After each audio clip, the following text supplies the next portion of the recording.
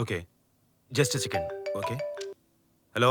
Hi Sanju darling, how are you? నీకు ఎన్నిసార్లు phone చేశాను తెలుసా?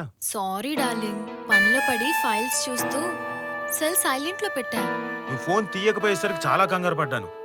అందుకని చెప్పి నేను శ్రీరామ్ కూడా ఫోన్ చేశాను. శ్రీరామ్ ఫోన్ కూడా బిజీ వచ్చింది. పాపం శ్రీరామ్ కూడా నైట్ అంతా మెయిల్స్ చెక్ చేస్తూ బిజీగా ఉన్నాడంట.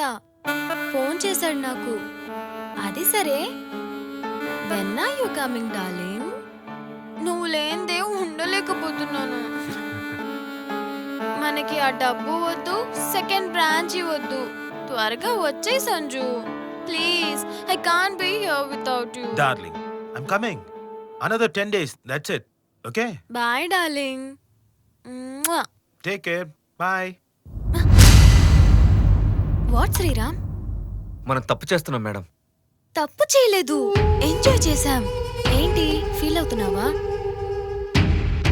తప్పని పరిస్థితుల్లో తప్పని తెలిసి తప్పు చేయడం తప్పు కాదు.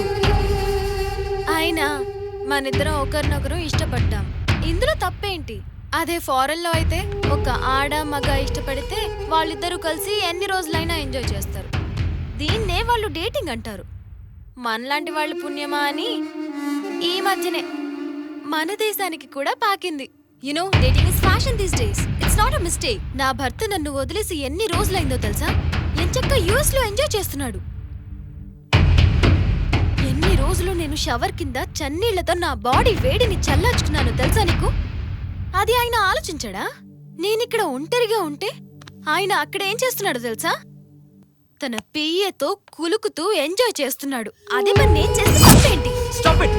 నో, బాస్ అలాంటి వారు కాదు. మిమ్మల్ని విపరీతంగా ప్రేమించేవారు. పిచ్చి శ్రీరామ్. మొన్న అర్ధరాత్రి నేను ఫోన్ చేస్తే ఆయన బెడ్రూమ్ లో పియ్య తీసి మాట్లాడింది. ఒకటే ఇకలు పక్కపక్కలు. అర్ధరాత్రి బెడ్రూమ్ లో ఆఫీస్ పనులేంటి? ఇక్కడ మనం చేసేదే అక్కడ అతను చేస్తున్నాడు. టుడే దిస్ ఇస్ కామన్ యార్. భర్తలు ఆఫీస్కి వెళ్ళగానే ఎంజాయ్ చేసే భార్యల పర్సంటేజ్ ఎక్కువ.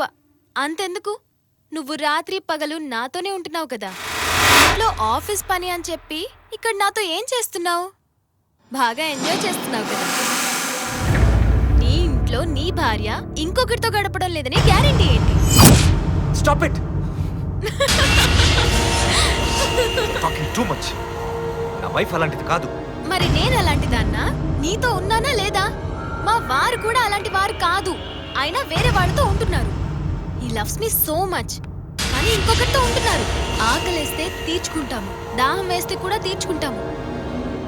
అలాగే కోరిక పుడితే తీర్చుకోవాలి.